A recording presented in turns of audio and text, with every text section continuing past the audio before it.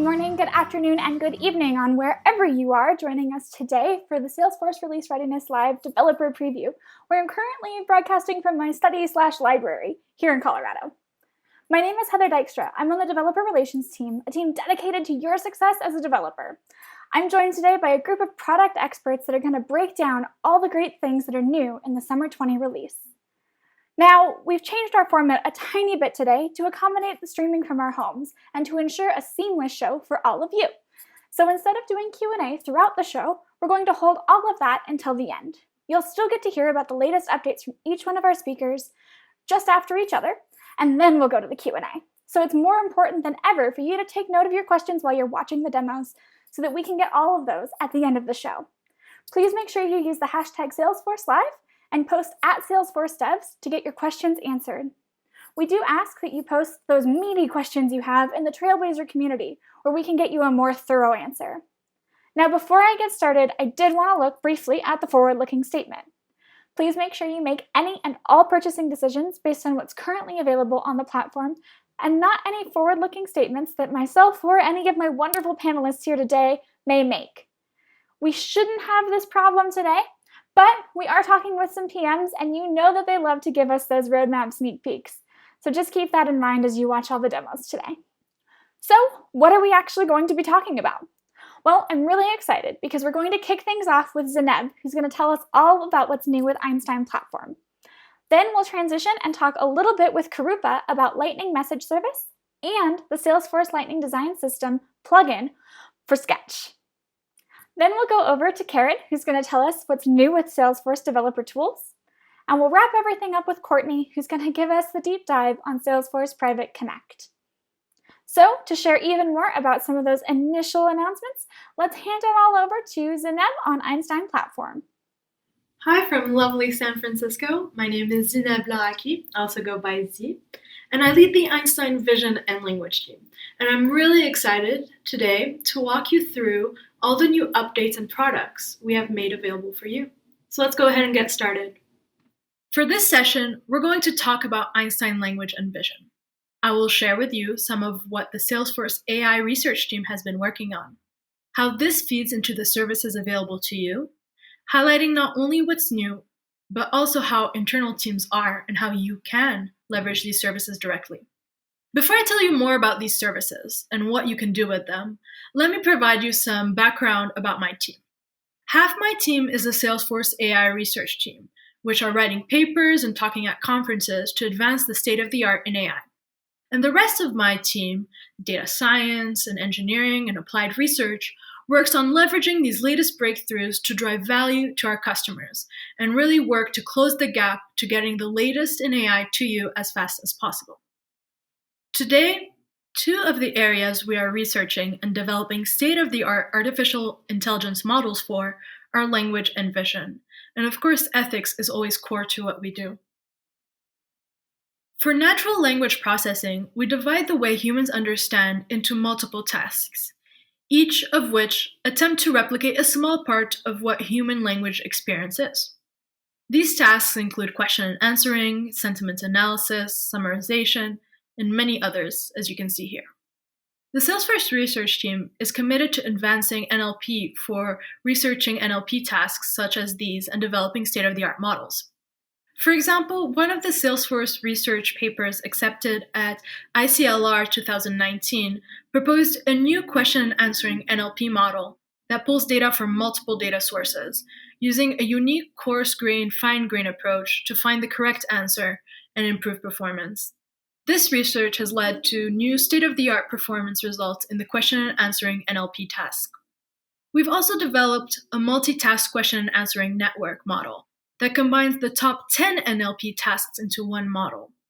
This model is able to adapt to slight variations in questions and tasks and to new domains, and it can learn new tasks without specific training, which is also called zero-shot learning. And with this, we have products that we have made available to you today in the Einstein Language family. First, we have Einstein Sentiment, that given a piece of text, will tell you if the piece of text is positive, negative, or neutral. And Einstein Intent, which lets you define the categories, and given a piece of text, will tell you which category it belongs to.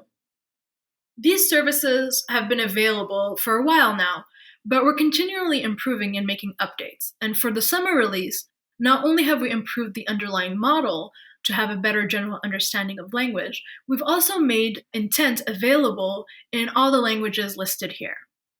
The last three are in beta, though. We now have also provided OOD, or out of domain, which is just an other category out of the box. So you don't really need to train to be able to leverage this. The same Einstein Language services available to you is what our internal Salesforce team uses. For example, the Einstein Bots team from Service Cloud and the Email Insights team from Marketing Cloud are using the same NLP that we've just shown you. We also have customers like you that are using these services directly for case routing or survey analysis. So now let's go ahead and switch gears a little bit and talk about vision. Our Salesforce AI research team is also working on advancing computer vision. For example, we have been working on visual description. This allows you to provide an image and will generate a natural language description of the image. So you can see here in this example where the model is focusing to generate words such as little girl or umbrella.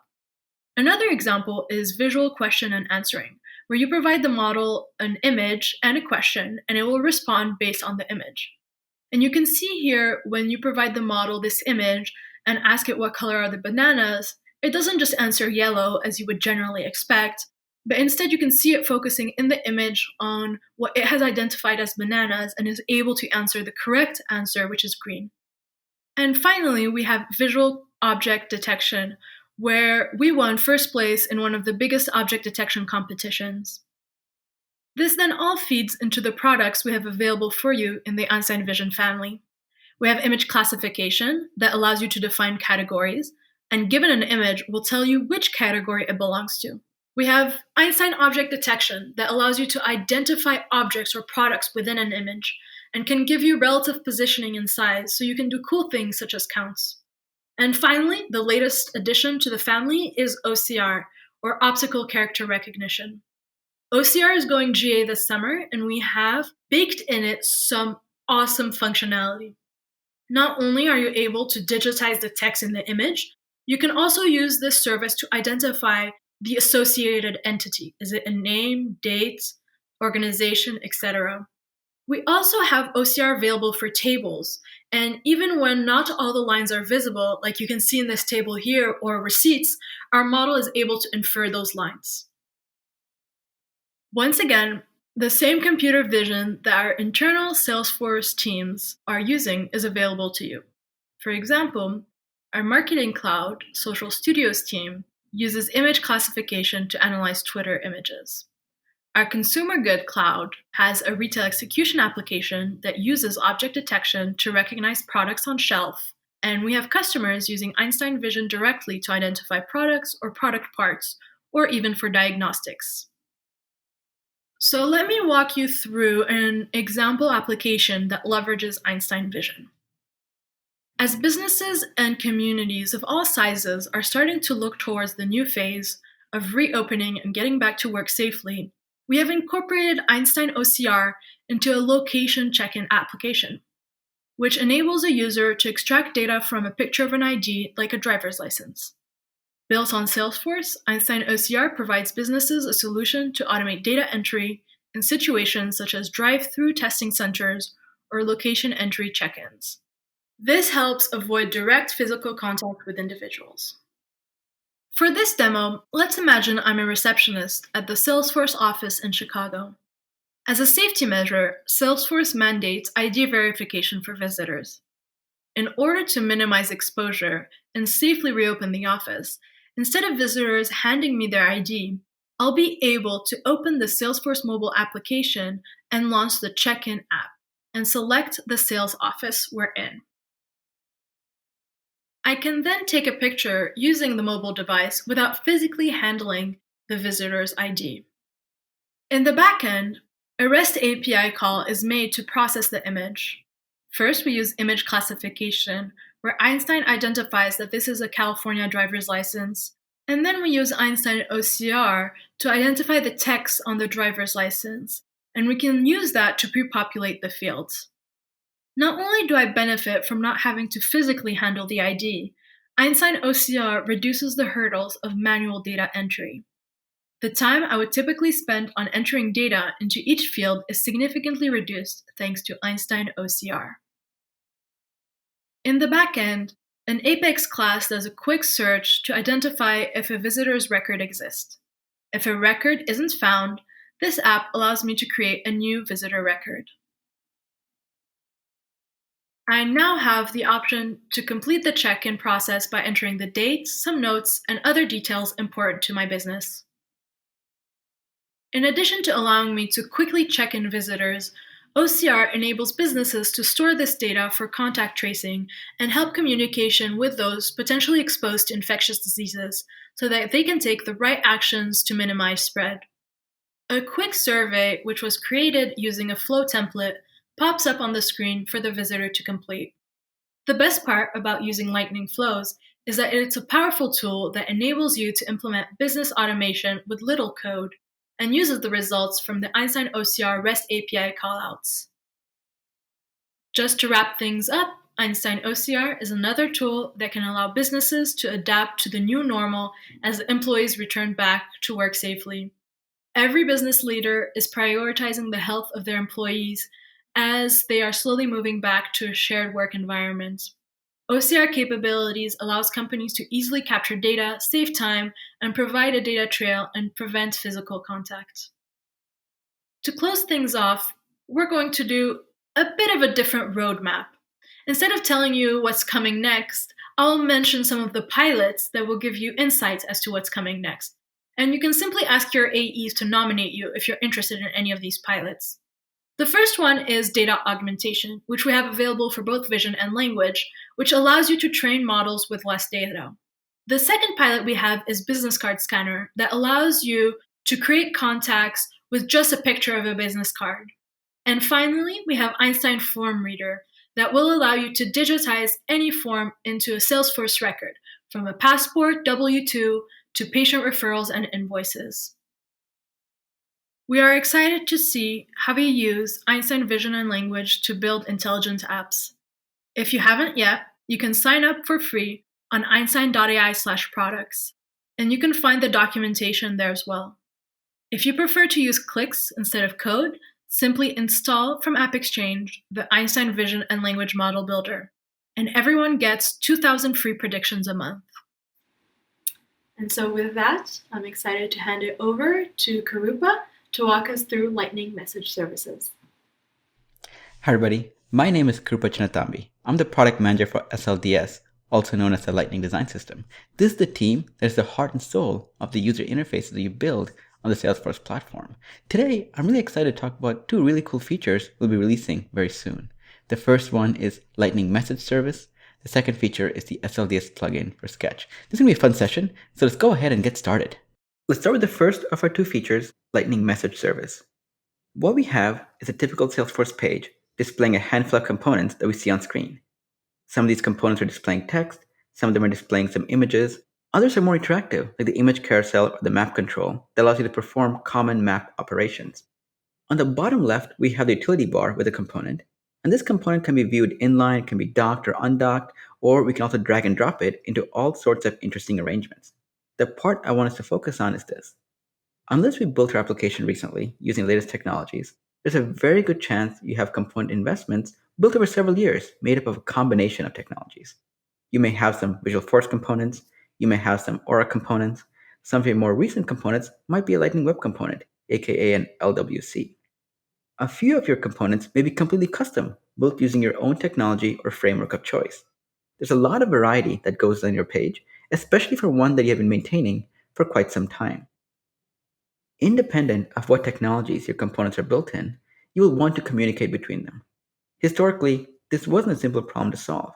Each UI technology had its own approach for communicating, and depending on the components you're communicating between, you had to choose a particular approach.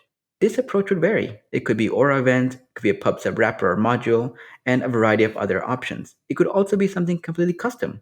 Some combination of components, such as any in the utility bar, simply don't communicate well using any of our built-in approaches.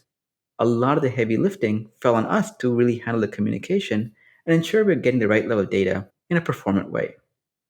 When we have a complex page whose UI components are composed of different tech layers, there really has not been a unified approach for communicating between the components, at least not until now. To address this, we would like to introduce the Lightning Message Service. Lightning Message Service, or LMS for short, is a native client-side communication framework in Lightning Experience. LMS abstracts away the messy details and provides a simplified messaging API that works seamlessly independent of whether your component is based on Aura, Visualforce, or LWC. It is technology agnostic in allowing you to communicate between the parts of our page. Earlier, we saw the screen highlighting the various communication approaches that a typical page might need. Using LMS, this problem is greatly simplified. With Lightning Message Service, the variety of approaches we saw earlier can be greatly simplified into just one approach. The only exception here is LWC. For communication between LWCs within the same DOM subtree, for example, the approach we recommend is to just use standard DOM events. This is partly for performance, where adding an extra layer for communication isn't really necessary when the browser handles it natively for us. For all other combination of communication sources and targets, LMS is the technology you want to go with. If we had to summarize the three big features LMS brings to the table, it allows you to communicate across the Salesforce UI technologies, Visualforce, Aura, and LWC. It also allows you to communicate across different subtrees in the DOM, a complex problem that really exists because of the types of UIs we typically tend to build. Lastly, LMS allows us to communicate across windows, such as when we try to communicate from a component in our utility bar and any part of our page. So we talked a lot about all the cool things LMS does, but the best way to drive home the power and flexibility LMS brings to the table is through a demo. I want to show you a quick demo of LMS in action. What we have here is a simple app that has a handful of components. A component built in Visualforce, a component built in Aura, and a component built in LWC. What these components do is that they either send a message or listen for a message. And what this demo is highlighting is that we're using LMS behind the scenes to make all this communication much easier than it was in the past. So I want to call out the utility bar that is also an LWC. What I'm going to do now is highlight what we're doing and make them all subscribers to a particular message. The pop-up in the utility bar is going to be a listener for the events, the Visualforce component will be a listener, and the LWC will be a listener as well. The Aura component, though, will be the one that will be sending a message. I'm going to type in the word hello, and the message will be something basic like, this is a message. If everything worked out correctly, when I click on the send message button, all of the listeners will get notified, the body of this message will get displayed. Let me go ahead and click on send message. Notice that our LWC sees the message. Similarly, our Visualforce component sees the same message. The LWC that is part of the utility bar gets the same behavior as well. The message is also displayed. So what used to be a challenging task in the past is now much easier thanks to LMS. What this really quick demo highlights is that LMS is in action, but the real fun stuff is in the code itself. If you want to check out how this example works and how the communication across the components was actually implemented, this link will take you to the source. It was built by Tian Kruger, our awesome PM for LMS, who helped make this feature possible.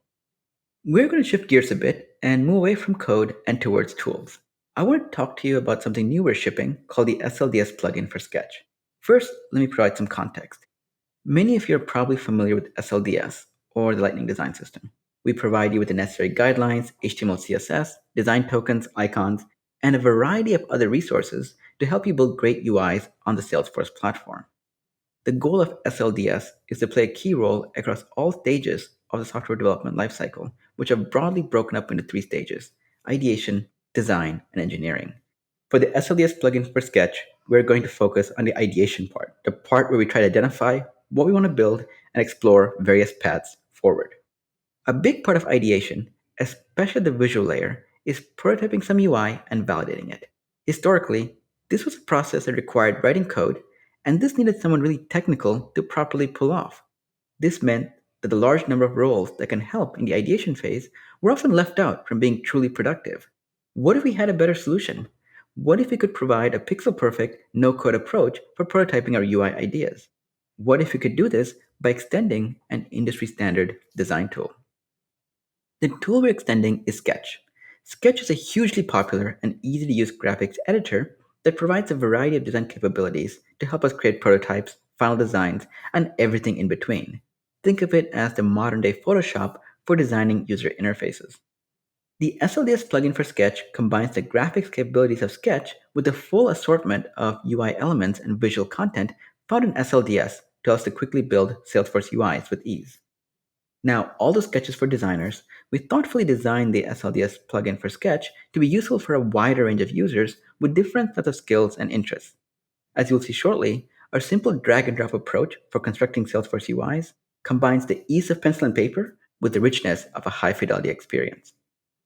So the best way to learn about all the cool things the plugin does is to see it in action. Let's go ahead and take a look at our demo. For our demo, we're going to take this opportunities page, a very common page you have seen many times, and explore a different way of visualizing some of the information here. More specifically, we want a different way of visualizing the leads information on the right-hand side.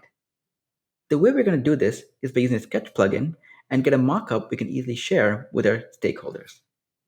I'm now in Sketch, and I have a new artboard that I've currently created. We can bring up the SLDS Sketch plugin in one of two ways. One way is by using the keyboard and pressing Command+J.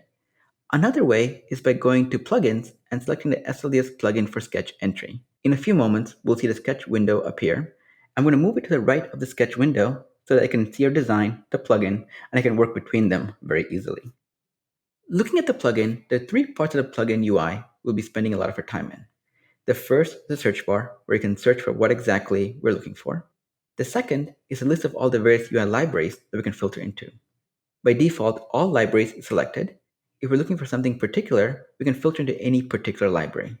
The list of libraries we see is based on the ones we selected during the first run of the SLDS plugin for Sketch. You can always go back to Manage Libraries and decide which libraries you'd like to add or remove, depending on what you're trying to create. Now, depending on what library you have selected, the contents of the selected library appear in the main body of the plugin, where you can see all the various visual elements that appear. We'll see more of the various parts of the plugin in action as part of building our visualization. Let's go ahead and start building a particular page. To build our page, we have multiple paths we can take. In one path, we can take a screenshot of the opportunities page, paste it into Sketch, and add the elements we're going to visualize. Another approach is one where we create the UI from the ground up, starting from the more common elements. For example, in an opportunities page, or any Salesforce page for that matter, we know there'll be a global header, the global icon, and we know the page is going to have a very distinctive background, which is blue brand band. Because the early parts of building a page are going to be very common and also very repetitive, to save some time, we have the standard Artboards UI library.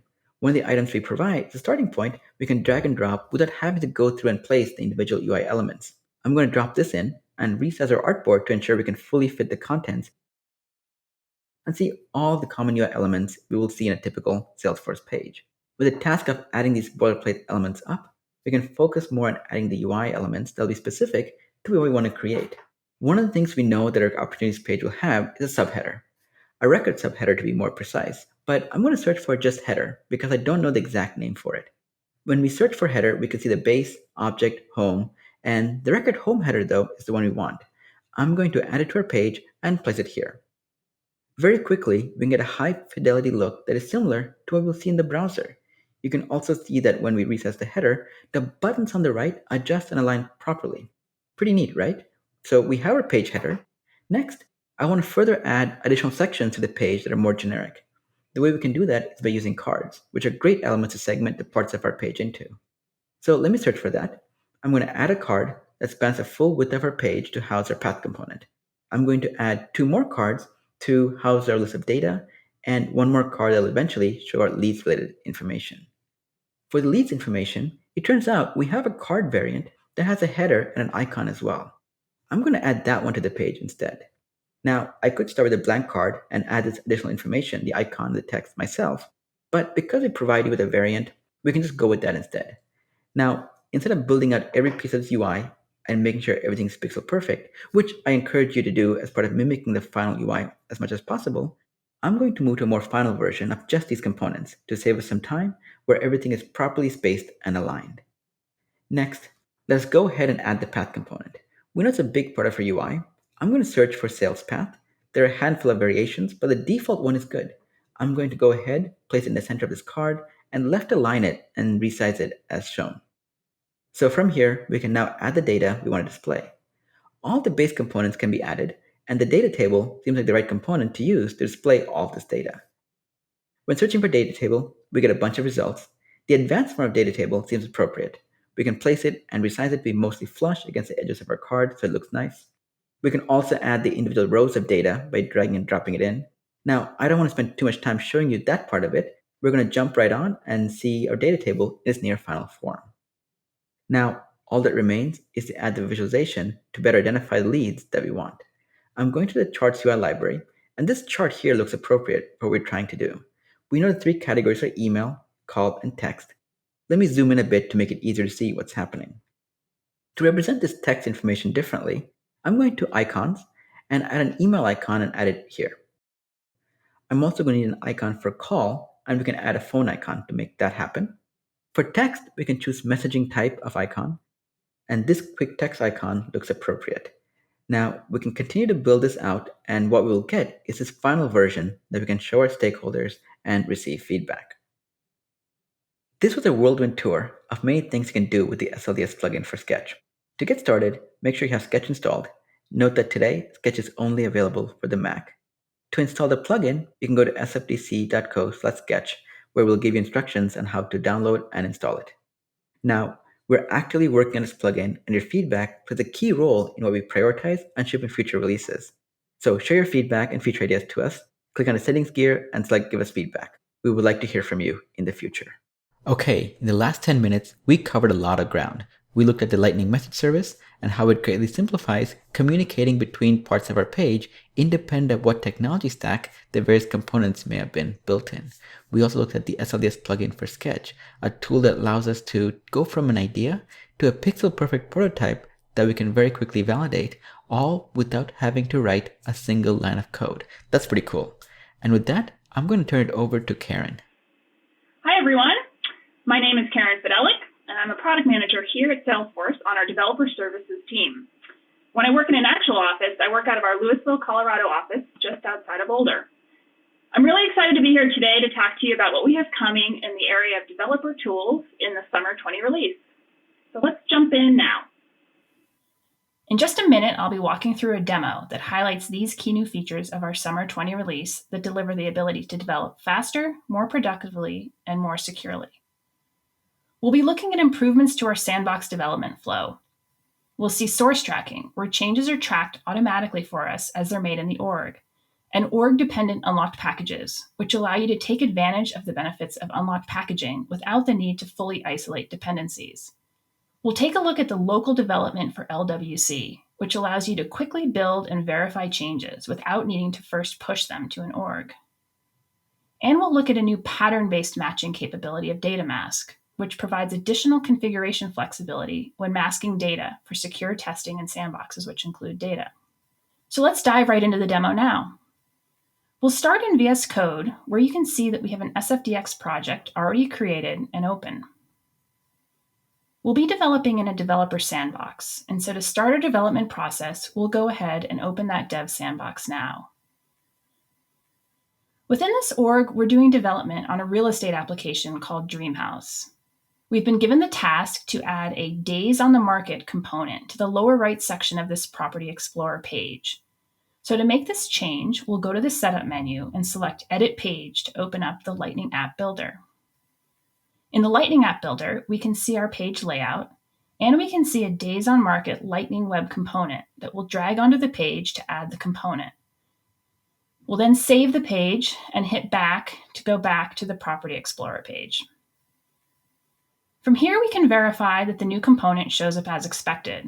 We can see it on the page where we placed it, and when we select a property card, we can see that the contents of the component update as expected. We could do more extensive testing at this point as well, as needed. Now, in order to start the process of migrating the changes we just made to our downstream environments, we'll go back to VS Code and run the source pull command to pull the changes that we just made into our local project directory. This command is leveraging our source tracking functionality, previously only available with Scratch orgs, but now also available with sandboxes. Note that it's tracked these changed components automatically so that we haven't needed to keep track of it ourselves. And it's pulled the changes into our local project directory. Pretty slick, huh? The next change that we're being asked to make is a simple change to adjust the max price in this property filter component to increase it from 1.2 million to 1.5 million. We're going to make that change directly in the code. So we'll go back to VS Code now to make that change. To locate the files that we need to edit, we'll do a search for 1.2 million, and we can see that it appears in the propertyfilter.html file as well as the propertyfilter.js source file. So we'll open up each of these files and make the change to change it from 1.2 to 1.5 million, and then we'll save these files. Now, in order to verify this change, we could push or deploy the source files into the org and verify them there. But instead, we're going to take advantage of the new LWC Local Development Server capability to quickly validate the change in a local environment. In order to do this, we'll go find the property filter component in the file browser and select Preview Component locally. And what this will do is start up a local server where we can preview this component and quickly verify that it performs as expected. And we have our change here where we've increased the max price to 1.5 million. And so once we've verified this change, we'll now go back to VS Code to start the process of migrating the changes. So now that we've got all our changes in our local project directory, we're ready to package up these changes to prepare to migrate them to the UAT environment where we'll be able to do integration testing and acceptance testing. We'll do this using org-dependent unlocked packaging. Org-dependent unlocked packages are a new capability of packaging that allows us to take advantage of the benefits of unlocked packaging, such as modularization, versioning, and easy upgradability, but without the need to have the package be fully independent. It can be dependent on the rest of the unpackaged metadata in the org.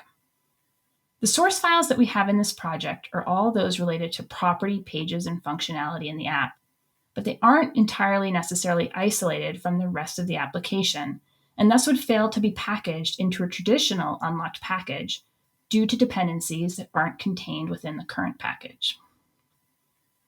So we'll first open up the project file so that we can see how it's being updated as we create the package.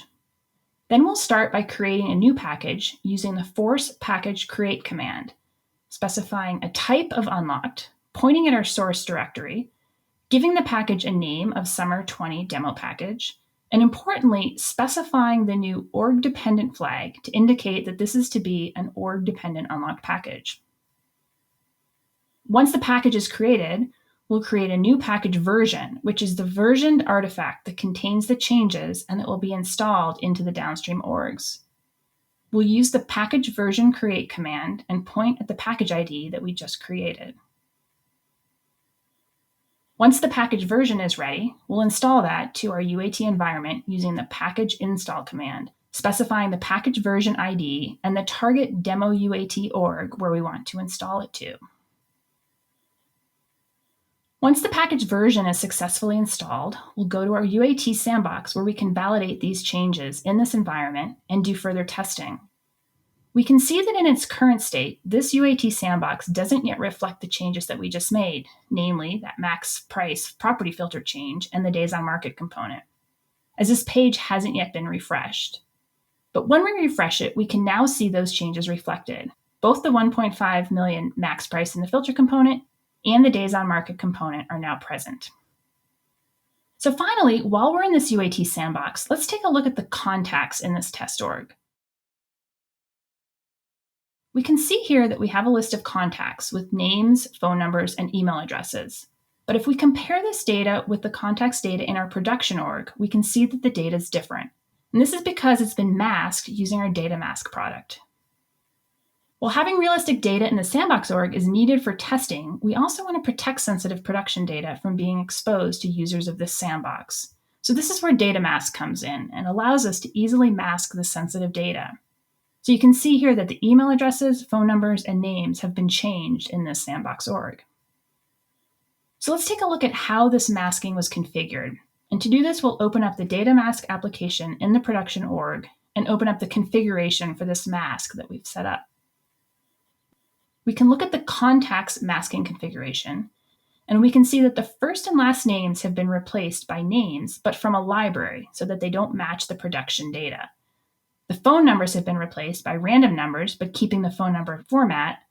The title's been removed completely, and the email has been generated based on the pattern provided using a combination of the string test and a random number and an example.com string for the domain.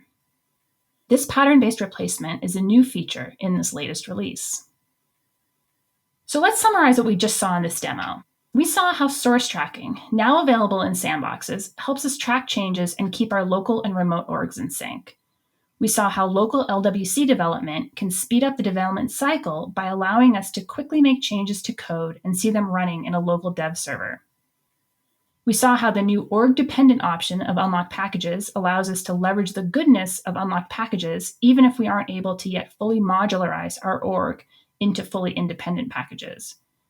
And finally, we saw the new pattern-based masking capability of Data Mask, where you can create a pattern of fixed text, random letters and numbers to suit your business rules while still making the data obfuscated. Now, I want to quickly touch on some other exciting new features that we have coming in this release. Until now, maintaining multiple packages in one project has required lots of manual manipulation of the default package set in your project.json. Now, the CLI recognizes that there are multiple package directories defined in your project and respects the order you set in your project.json file when pushing and pulling your metadata in a Scratch org. The Salesforce CLI toolbelt code is now available in a read-only open source repository. This repo includes the majority of the code that makes up the force commands. This means that not only will you be able to look at the code, but also run it, play with it, and even commit back if there's functionality that you can't wait to see in the Salesforce CLI. Using the diff file against org command, you can quickly see a comparison between your local file and what's in the org, with changes highlighted. This is helpful to quickly see what your teammates have changed in the org without extra steps to retrieve and manually diff the files. And finally, with the Push Updates API for second-generation managed and unlocked packaging, you can seamlessly upgrade your packages in all installed orgs. And finally, I hope that we've whet your appetite a bit about the new stuff that we've quickly shown and talked about here. But I encourage you to take a look at these features for yourself and let us know what you think. Additionally, I want to make sure you're aware of another really useful resource, our developer blogs on our Salesforce developer website, where you can find useful updates, tips, and deep dive articles on all kinds of topics across the developer experience. So that wraps up this section, and I'm happy to hand off next to Courtney. Take it away, Courtney. Hello, my name is Courtney DeScenzo, and I'm a product manager in Platform. And today I'm here to introduce Salesforce Private Connect. Salesforce Private Connect keeps communications private by allowing for bidirectional connections between Salesforce and our launch partner, AWS. To do this, Salesforce is deploying a managed private connection. Think of this like a VPN service between Salesforce first-party data centers and AWS regions. Within the region, Salesforce deploys a managed transit VPC, or virtual private cloud. Customers who are running VPCs within the same region can connect to the managed service through an AWS feature called Private Link. Today, I'm going to demonstrate how to create, provision, and tear down private links from within the Salesforce setup experience. Within a Summer 20 org, under the security node in setup, is a feature called Private Connect. Private Connect allows for inbound connections. This is where the traffic originates in AWS and flows into Salesforce, or outbound connections, where traffic originates in Salesforce and flows out to AWS services. I'm going to demonstrate how to create an outbound connection. To do this, I need to expand my regions. This shows me which AWS regions this org has access to. To create an outbound connection, I need to whitelist the IAM role in my endpoint service. Within my endpoint service, in my customer VPC, I need to go to my whitelisted principals. I need to add to the whitelisted principals the IAM role I just copied. This allows the Salesforce managed service to talk to this customer endpoint service. Once that is available, I need to take the service name and copy it. Now I can go create my outbound connection. So from within Salesforce, I click Create Outbound Connection. It defaults to AWS Private Link. I give my outbound connection a name. I paste in the service endpoint. I select the region I want this to run this in, and now I'm going to select No, I want to provision this connection later. By selecting No, it does not automatically provision an endpoint and leaves it in a status of unprovisioned. Now I can provision this at my convenience. I'm going to go ahead and click Actions and click Provision to provision this endpoint. You'll notice that it's allocating the endpoint at the moment. To get the latest status, I need to click Actions, Sync. Here you can see that an endpoint was created in the Salesforce Managed Service in a pending acceptance state. In order to accept this, I need to go back into the AWS console. Under Endpoint Connections, you will find my endpoint. Here, I have to accept it. Once that's accepted, it can take 5 to 10 minutes before the connection becomes available for use. In the meantime, I already have another outbound connection that's in a ready state, my Summer 20 West. I'll demonstrate how we can leverage Summer 20 West within the Salesforce environment. To do this, I need to use a named credential. I have a named credential pointing to a private API in my inventory database inside of AWS. Notice the new lookup field called Outbound Network Connection, and that it's pointing at our Summer 20 West private connection. Anytime I make a call from within Salesforce, leveraging this named credential, it will route through the private connection instead of the public proxy. To demonstrate this, I can show you through an HTTP request, calling that named credential and doing a GET.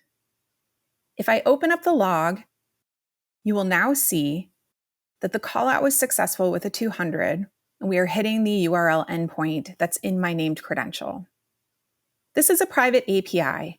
If I try to open this in Postman and try to make the same call, I get a could not get any response. That's because the API is not exposed to the public internet and is only available through my private connection. Speaking of private connections, let's see what the status of my private connection is. If I sync, you'll notice that it's in a ready state. I can now send traffic through this connection. However, I would like to tear this down because I no longer need it. From the Actions menu, I click Teardown. I'll see a teardown in progress. To get the latest status, I need to sync yet again. Now that it's in an unprovisioned state, I can either re-provision this connection, which will create a new private link, or I can go ahead and delete it. So from within Salesforce, I now have demonstrated how to create, provision, tear down, and delete private links using a feature in Summer 20 called Salesforce Private Connect. If you are a developer, private connections are available through the Metadata API in Salesforce DX, as well as in the Salesforce CLI. Lastly, the pilot is still available until mid-July, so reach out if you are interested in participating. So that's it for me. I'm going to pass it back to Heather now. Thank you. Hi, everybody. Welcome to the Q&A portion. Super excited to be joined by all of the panelists who just gave you those amazing demos to answer all of your questions that have been coming in. A quick reminder that you can post all of those questions on Twitter at Salesforce Devs with the hashtag Salesforce Live, or in the Release Readiness Trailblazer group. We're paying attention to both of those, and we're really looking forward to answering all of those questions. Now, to get us started with this part, I thought I would ask everyone who just finished watching each other demo, what is your favorite feature that you just saw from this release? So Zeneb, let's start with you. So I really enjoyed all of it, to be honest. It was great to see kind of the different, all the different updates that are happening kind of across the company. The sketch integration I thought was really awesome. That seems like a great segue over to Karupa. What was your favorite feature that you just saw? I'd say all of them. It's kind of hard to pick any one particular feature because they all touch upon different use cases and different, requests we've seen from a lot of people. And so I'm going to take the politically correct answer and say all of them. Okay, sure. Let's go over to Karen. Did you have one that really stood out to you as your favorite feature this release? Well, I guess I'm kind of partial to my own features here. I'm excited about some of the capabilities that we're bringing into sandbox-based development that we've had with scratch-orbs, and now that we're expanding to be supported with sandbox. I think that's going to open up a lot of opportunities for folks to take advantage of more productive development patterns. Yeah, well, you stole mine, so thank you. And Courtney, let's go off to you. Did you have a favorite feature that you just saw? Well, mine, of course, but I think Heather just reiterated that. So out of the features that I saw today, actually the Einstein features with the OCR was really interesting. So that was exciting. Awesome. Yeah, I'm really excited. I think there was a lot of great content that we just showed you. And so now let's dive into some questions from you guys in the community. Let's start with a question for Karupa. I have one here that came in off the Trailblazer community, and they're wondering, they don't work on Mac, so the Salesforce Lightning Design System plugin for Sketch isn't going to work for them. And so they're hoping that you can help them know when this will be ported to a Mac or into a Windows app so that they can start getting hands-on with this cool tool. Yeah, it's a common request we get. And so, please let us know what tools you're using on Windows so that we can prioritize that accordingly. But the Sketch libraries themselves are, pretty comprehensive what they cover. And we want to port them to other libraries and other platforms as well, just so that everyone can get it. We talk about Adobe XD quite a bit. We talk about Figma. And so we do want to bring it everywhere, but let us know which ones we should prioritize first. Okay, cool. That sounds great. So I now have another question coming in. Zineb, you talked a lot about Einstein pilots, and I have a couple people here who are just wondering sort of what is the value they're going to get from joining in with that Einstein pilot? Yeah, so the pilots are free to participate in, and it's a great way to get early access to a lot of the Einstein functionality, and also be able to give feedback and influence the product very early on. And so a lot of our customers, once they join one pilot, want to continue joining the pilots because they really see the value that they can have in shaping and making sure that the products fit their needs. Okay. Sweet. So now I'm seeing, sorry, I'm trying to keep up with all of the questions coming in. Thank you for all of those. The next one I'm seeing is actually for you, Karen. They want to know a little bit more about the open source parts of the CLI. Yeah, so I would refer you to, we have a really great blog on the open source CLI on our developer community blog page. So I would recommend taking a look at that. That's got information about how to find it and information about the snapshot that we've published for our open source CLI, and then some of the plans that we've got upcoming. So it's called, let me just give you the Open Sourcing Salesforce CLI is the title of the blog on Salesforce Developers blog. Awesome. And you can find that blog at developer.salesforce.com/blogs. I have that one memorized. Awesome. Thanks. Awesome. That's super exciting. And I love all of the emphasis that we've been doing recently on open sourcing technologies. So thank you for continuing to work on that with your team. Okay, the next question I have here is actually, I believe, for Courtney. Can you provide some details around regarding the VPN used by Private Connect? Is this for regulatory purposes or just any other insight you can give there? Yeah, thanks. So we do have a VPN-like connection that we're deploying between the first-party data centers and AWS regions. It is going through compliance right now. So we have HIPAA compliance and a PCI audit underway. Those should be completed by the time we are available for GA in July. And then ISO and SOC are coming right after. So it is for compliance. A lot of the interest has been from the healthcare community as well as the financial services community to send that private information through this tunnel. Awesome. And that's why it's called Private Connect, right? Correct. Awesome. Okay, so Zineb, I'm seeing another question come in here. People are wondering, what is the benefit of what you called OOD or out of domain? Yeah, so when you train these models, so for intent, for example, the model really only knows what you teach it, right? So let's say you train it on categories A, B, and C, right? And then you give it a piece of text, it will try to predict that it's one of those A, B, or C. And the benefit of OOD is like basically this other bucket that we create for you out of the box, so that if a text comes in and it doesn't belong in any of those three categories, it'll be able to tell you like, it's not A, it's not B, it's not C, it's actually other. So it's really beneficial for all use cases. It's going GA with chatbots actually as well this summer. So a lot of people are really excited about that. And is that available with the vision and language services as well? I think I missed that.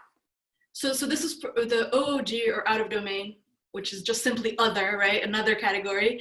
That's for language. And then for vision, we do have, so out of domain, another way of saying it is also negative data sets. So we do have a negative data set available for vision as well in our documentation that people can use. Awesome, that's huge. And that would increase my productivity a lot. I know I used to use Einstein before that was here, and creating that other category myself was sometimes a little bit nerve-wracking because you didn't know that you were including everything you needed to. Exactly, and we've been doing a lot of benchmarking and it's performing so well. Everyone is really excited about it. So it's great to hear that you're also benefiting from it. Yes, 100%. Okay, let's switch gears once more. And I have a couple of questions for you, Karupa. So let's get into our LMS shoes for a moment here. Really important question here, and a couple people have already liked and retweeted this. So, can a Lightning component that is inside a flow throw an LMS message outside the boundaries of that flow? I believe so. I need to follow up with my team to make sure that is actually what is happening. So I followed up with I already sent an email out from the Twitter message on it. So I'll get back to you all very quickly.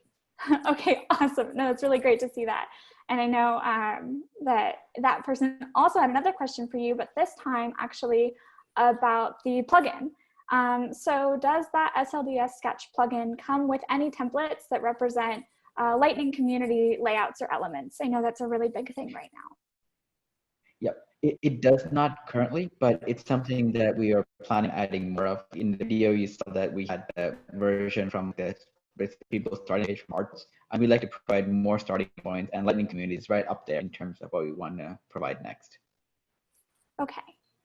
And I'm also seeing one more question coming in about that plugin, and they're actually asking about the sketch equivalent, which is Lunacy, and they're curious if you've been considering that for your future developments on that plugin. I have not, and I think it's like, we have a list of tools we're constantly evaluating. So the feedback you'll provide in like which tools you'd like to see next, I think will help us prioritize which ones we deliver in the plugin for in the future. Okay, awesome. And I'll make sure you get that link to that Trailblazer community post so you can see exactly what tools they're talking about. Sweet. So let's see here. I'm just scrolling through. Let's switch over to Courtney for a couple of questions here. We're wondering, is Private Connect a replacement for MuleSoft? We're a little bit confused on when we should use that versus our normal MuleSoft connectors for that important data. Thanks, Heather. No, so it's not a replacement for any of our current integration products. Think of this as that secure tunnel. So you still need to do the integration somehow, whether that's using MuleSoft, using external services, using Salesforce Connect, or in the inbound direction, just hitting our REST and SOAP and bulk APIs. It's just providing that communication layer. It's not actually creating those integrations. You still need to do that outside of this product. Okay, and then people are also asking, they've seen some different branding and they're wondering, is AWS Connect and Salesforce Private Connect for AWS the same product? No, thanks for the question. AWS Connect is a product in Service Cloud. It's for telephony. So it's a partnership product that we did with AWS to embed their telephony product. This is different. Obviously, this is more of like a VPN service. So this is a challenge with branding, but they are separate products. Okay, great to know, and good to know when we're Googling things and trying to get our answers and we come up with the AWS Connect product that we know that that's not actually what we're dealing with here. So thank you. Okay, and let's switch gears again. Sorry for all the context switching for those of you watching, but I'm trying to keep up with your questions. So these ones are for you, Karen. We've got a couple. The first one is really just that people want to understand which items you discussed were paid versus standard. And I believe most of them are standard, but we just like a little bit of clarity there. Yeah. So the only one I believe that I talked about that's paid is the data mask product. Everything else from the VS Code and the source tracking and unlock packaging, CLI functionality, that's all free functionality. Okay, and then that add-on for Data Mask, how might I go about getting that? Yeah, so to purchase Data Mask, work through your AE, and it's actually a managed package that will be installed once it's packaged, but you need to get a license for it, which goes through the normal purchase and provisioning process with your AE. Awesome, super helpful, thank you. I know Data Mask is a feature we're really excited about, so it's just good to know how we can get access to making sure that our data stays secure. Which seems to be a theme today. We're talking a lot about security, which is, you know, our #1 value, so I'm really proud of that. Okay, so then our next question for you, Karen, is more on enabling that source tracking and org-dependent beta features. How do we do that? Yeah. So the source tracking with sandboxes feature, the way that gets enabled is there is a preference setting in the Dev Hub page and setup to enable it. And that enablement is done in the production org. So this is something that is can be kind of confusing and not what you might expect, but you enable this setting in the production org, and then all developer and developer pro sandboxes that are created from that production org will have source tracking enabled.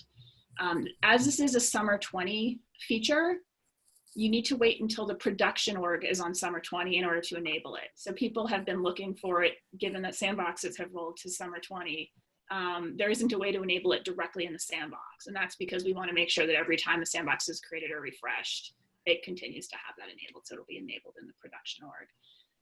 As far as the org dependent unlock packaging feature, that one, there's no special switch or anything to turn that on from a beta perspective. You want to make sure that you have the packaging preference enabled in the Dev Hub again, which is for unlock packaging and managed packaging for second generation packages. And once that's on, then in the CLI, all you need to do is use there's a new org dependent flag that you'll use on the command line. And that will let you take advantage of the org dependent unlock packaging feature. Okay. That was a lot, and I think you also responded to that on the Trailblazer community, so people can go and get that actual download of all those things that you just highlighted. But thank you for just highlighting it again. I think the important things to know there was that you set everything in your Dev Hub. Is that the correct? Yeah, these things need to be enabled in the Dev Hub. Great. And then of course on summer 20. On summer 20, exactly. All right. And then I do have one more question for you here. In our SFDX project files, will the multiple package directory structure work for both org-based and package-based development? Yes. So this feature is actually, it is not contingent on you actually using packaging. So it's just a way to help organize your file structure. It does not require you to actually be using our packaging technology. You can, but you don't need to. So because of that, it's supported for either an org-based development process or a package-based development process. Okay, great to know. And just good to know that it is compatible with both, just not at the same time. Okay. So I have another question, actually two here, I think, for Karupa. Tools is not something that the Lightning Design System team has previously invested in the past. What sort of inspired this change? I think we looked at workflows. We looked at what the developer workflow is and the tools they really enjoy using. We looked at what designers use and also enjoy being productive as well. We know that both designers and developers work together to build the kind of Salesforce UI we want. And so what we wanted to do is, how can we make these workflows smoother? Like, definitely the tools have their own particular needs that are very exciting for designers to use. And so we want to keep them there as much as they can. Same with developers as well. And so that's one of the big motivations really around us releasing the plugin for Sketch. And also, we also released like the validator for VS Code. And we're just getting started really in our journey on making these workflows just more consistent. Awesome. And I love that, being able to have a developer and a designer and all the different parts of the org work together. I think that's really a core value here at Salesforce, and where we empower our builders to do things with clicks and code. So I just, it makes me really excited that now we're also going to be able to design together. So thank you. I have one more question for you, and it's actually my own question. As somebody who's previously migrated from Visualforce to Aura to Lightning Web Components, when I saw your announcement about Lightning Message Service, I got really excited, and then I got worried. How should I go about migrating all of the components and communication that I already have to Lightning Message Service? I'd say that if you already have a solution that works really well, and you're happy with it, then the migration isn't absolutely critical. But if you are making more investments into it, or you want to migrate an existing page that does not have the communication fully baked in, at point, I would strongly consider using MS, because it will optimize the communication for you with the really simplified API. And so I'd say that's it's a case by case as you need to analyze that. Okay, so case by case, just like when we were originally doing our migrations and transitions from different sets of Lightning Web Components, we can use what we were already using. That's totally fine. Okay, awesome. So I am seeing another question here for Courtney. Courtney, can you hear me? Yes. Okay, great. I just wanted to make sure.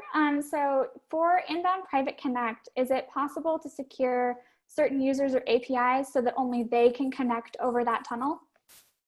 Yes. Yeah, so within the inbound VPC, so you create a private link endpoint inside the customer's VPC, and then you map it to the My Domain. And then you can use the identity and access management rules within the customer's VPC on the inbound side to control who can send traffic through that inbound. And then on the flip side, you can control who has access to the name credentials to send outbound messaging. So it is available through both the standard Salesforce sharing, like CRUD, FLS sharing type capabilities inside of the org, as well as identity and access management rules inside of the AWS console. Okay, awesome. There's a lot of ways to customize that then. That's super sweet. Okay, I am now seeing a question come in for you, Zeneb. People are wondering, what is the future regarding the entity recognition Einstein API? They had read somewhere that that was being used internally, but it hadn't been made available externally yet, and they were wondering if that was on the roadmap. Yeah, so I'm glad you asked. So it's actually coming out this summer, so not quite with the summer release, but really soon after. So we're looking at safe harbor, but we're looking at July, end of July, having that available for our developers to start leveraging as well. And for those who don't know what it is, so NER basically stands for name entity recognition, and it tells you I like to explain it's like the part of speech of a sentence, right? But instead of like adverb or verb, it's basically things like company or name. And so you're able to do a lot of cool things and basically structure unstructured data. And I love how that question also answered when NER is going GA. So you said later this summer.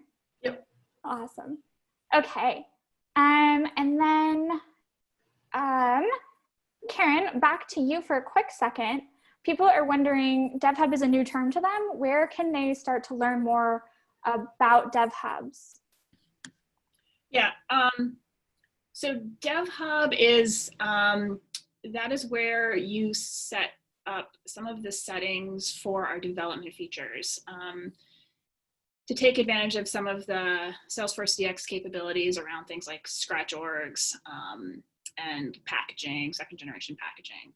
So it is available through setup. If you go to the setup menu and setup tree and just search for DevHub, it's under, I think it's under developer or development, but it's just dev space hub. And you can see all the settings that are on there. And a dev hub is a production org that you basically designate as this hub from which you will be able to create things like scratch orgs and packages. And there is a Trailhead module on that, correct? There is a Trailhead module on getting started with like Salesforce DX, probably the best one. Okay, great. So we will make sure you get that link in the Trailblazer community to that Trailhead module that can get you started with learning how to get hands-on with the DevHub. Thank you for that clarification there, Karen. Okay, I'm seeing just a few more questions coming in, and I think we're getting close to the end here, but Courtney, I have one more for you. Oh, and this one's really weird for me. So I don't know any of these terms. How does Private Connect work with Amazon AppFlow? And can you maybe tell us a little bit about what AppFlow is? Yeah, thanks. So AppFlow is a product that Amazon just released in April. It just went GA. It's like a lightweight integration tool. Allows you to select your destination and your source and then move data between the destination and source. So we worked with Amazon to make sure that Salesforce was available as either a source or a destination within this tool. It basically connects to our REST API or to our bulk API, depending on the volumes. And then we also worked with them to make sure that we can not only connect through the public internet, which is available today. If you go into the console, you can create a workflow to do that. But you can also do that come July over the private connection. So you can set up these workflows to move data around or execute processes through the AWS environment through the private connection using AppFlow. Okay, cool. That was really helpful. Thank you. I felt like I was a little bit lost, but that's really awesome. Okay, one more question, and Karen, it's actually back to you. We've got a lot of questions about tooling, and this one is a big one. So as more and more features are getting added to our Salesforce DX products, packaging, and release management, it's getting kind of scary to think about transitioning to that tool set. What is your recommendation for how to start in that journey? Yeah, that's a really good question. There's a lot that we offer, and it can seem overwhelming. What we usually recommend is the best place to kind of get started is to just get the Salesforce CLI installed. And that really provides the entry to a lot of the capabilities that we have. And you can take baby steps into all this functionality. So, if you're just doing, for instance, metadata deployments into your sandbox and production orgs, you can do that directly from our Salesforce CLI. And the next step might be to start using our new source format as opposed to the metadata, like the traditional metadata form. It's just a slight more decomposed version of the metadata XML format. And then you can gradually, start moving forward and obviously take advantage of source tracking capabilities that we've got now and some of the packaging capabilities down the line as you're ready. But I would just stress that you can, get started in many ways with the way that you're developing today, but starting to take advantage of some of the new tooling that we have with the CLI and VS Code and some of the new source formats and things like that. Again, I would refer also to the Trailhead modules for guidance there. Totally. I think there's a lot that we have, and it's awesome, and I'm really glad that we're investing in this. So it's nice to know how to get started with it. So thank you all. And I think this is our final question that has just come in, and it's actually for you, Karupa. One, we did get a shout out. They love your cat. But the next thing was, can you change the font type and size for labels with Sketch? And can they get a link to download that Sketch library? And so we'll do that. Yes, you can, in Sketch, all the layers are available for you to modify. So you can change the colors, the font, you can do a whole host of customizations that you want. The only thing to keep in mind is to be thoughtful about the changes so that, if you want to go beyond what SLDS provides out of the box, to make sure accessibility and all the other important details are maintained with your own custom designs. The best place to download it is the link that was in the presentation, but you can also go to lightningdesignsystem.com, which is the official website for SLDS. And then we'll have the tools page there where you can go and find the link to Sketch, download it, and then be able to have it working with your current setup. Awesome. Okay, cool. So we're gonna wrap it up here. I have a few shout outs, so I wanna go ahead and share just a little bit more about how you can continue to learn more about all the features that we've discussed today, we've demoed, we've answered as many questions as we could get to.